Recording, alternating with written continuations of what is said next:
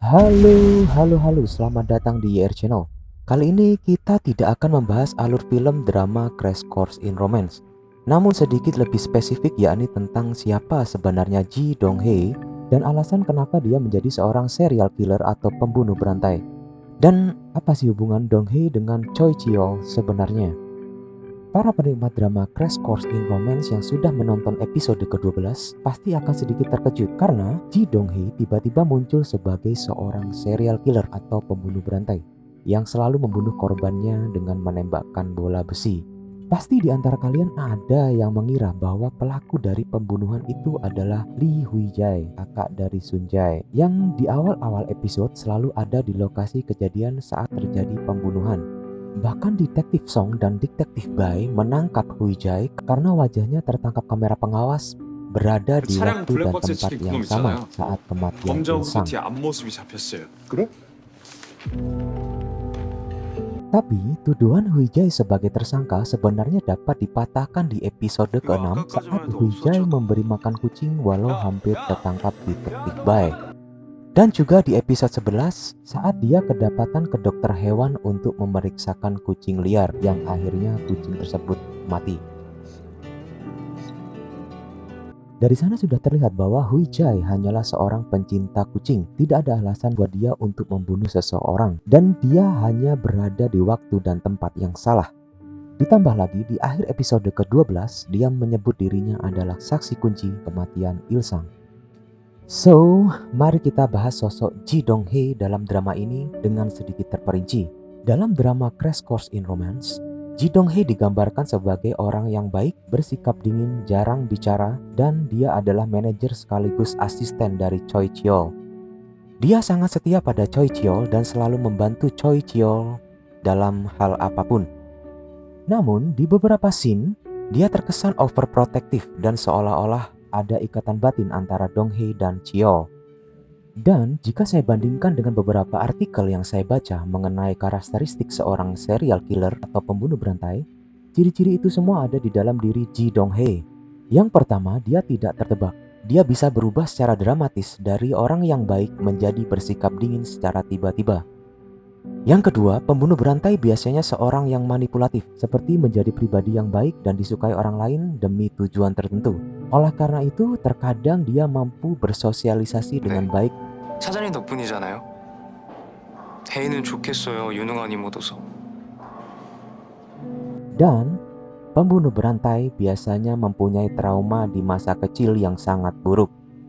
Pasti kalian akan bertanya, tapi Ji Dong-hye kan tidak pernah diperlihatkan bahwa dia punya trauma masa lalu, Bang. Kamu bertanya-tanya.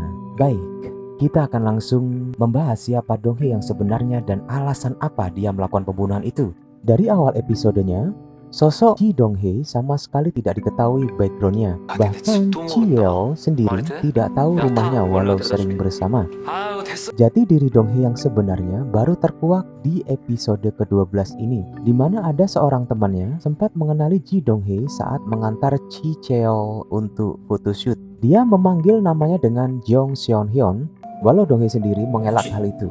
정상 잘못 보신 것 같은데요. 어딘데? 아예 성현이 맞는데. Dan di episode ke-10 juga ada scene di mana Detektif Song yang seperti mengenali Ji Dong-hye saat berpapasan di akademi. Karena jika Anda tahu, Detektif Song lah yang menangani kasus bunuh diri keluarga Soo-hyun. 아, 예. 조경과 마치 있네.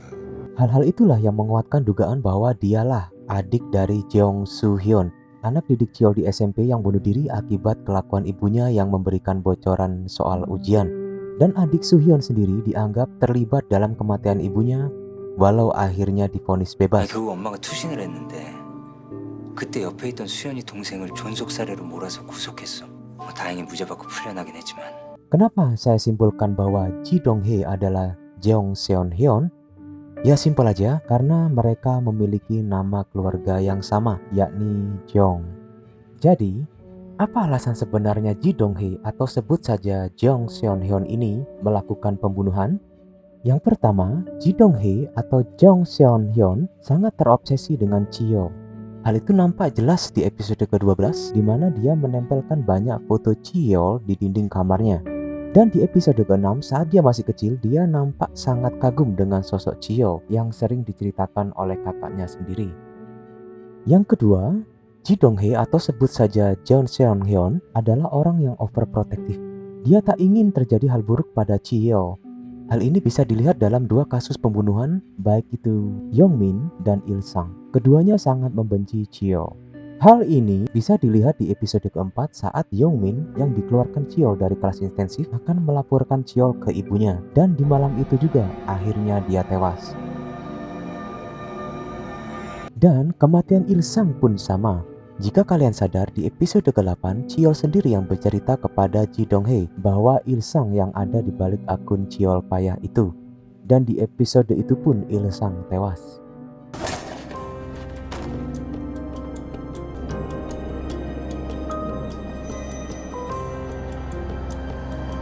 Namun, kenapa Hang Sun yang menjadi sasaran Dong-hye selanjutnya? Padahal Hang Sun adalah orang yang selalu berbuat baik kepada Chiol. Dan Dong-hye tahu sendiri kalau Chiol mempunyai banyak hutang budi kepada Hang Sun.